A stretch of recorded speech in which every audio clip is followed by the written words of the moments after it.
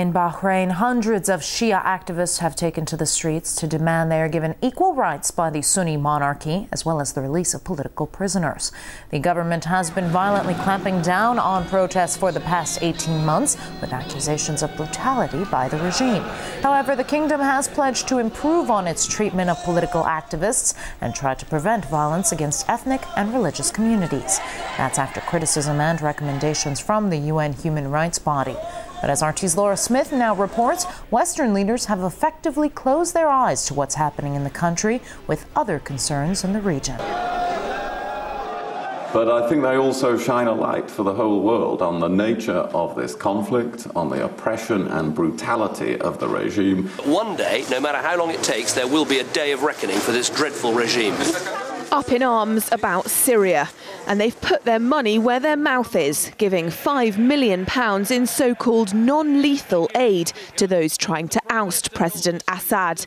But less than 1,000 miles away in Bahrain, there's another human rights crisis ongoing, and on that, leaders remain conspicuously silent. The regime has not spared any means of repression. Torture has not ceased at all. And that includes testimonies of people who were just released in the last day or two. Arbitrary detentions have not stopped. Of course, the use of sectarianism as a weapon is there, weaponizing tear gas. But more than that is the kidnapping. They would kidnap a few people from each village, say 3, 4, beat them up, torture them, not inside the torture chambers, but in farms, in what they call the youth houses. Bahrain is home to a forgotten revolution, ignored by the international community, underreported in the media. Since February last year, there have been almost daily anti-government protests. In the resulting crackdown, around 100 have been killed, with 1,600 in jail, including 60 children and 4 of Bahrain's most prominent human rights activists. All that in a country of only 1.5 million. But the UK government says nothing. It's a long-standing historical connection between Britain and Bahrain, which was in fact a colony until 1971. Secondly, there's the association with the US Fifth Fleet.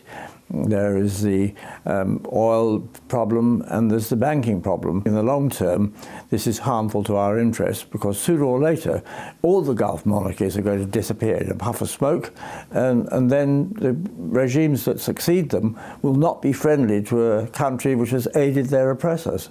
Far from being condemned, representatives of the Bahraini regime have been a common sight at the UK's major events this summer. King Hamad was invited to the Queen's Diamond Jubilee celebrations in May. His elder son visited David Cameron at Downing Street, and his younger son, who allegedly sanctioned the torture of dissident Bahraini athletes, was at the opening of London's Olympic Games. But it goes further and deeper than that. Despite the brutal crackdown, between July and September last year, the UK sold £2.2 million worth of arms to the Bahraini regime. Shortly after that, the UK's most famous military training school accepted a £3 million donation from the King of Bahrain. And the Metropolitan Police's former Assistant Commissioner was appointed as an advisor on security to the regime, with no objections from the UK government. Bahrain campaigners say it's ruining the government's credibility. It's only when they stand up in public and say, we oppose this torture, we oppose these autocratic regimes, and we demand democracy, only then will the British government have any credibility whatsoever. And at this moment, it now has none.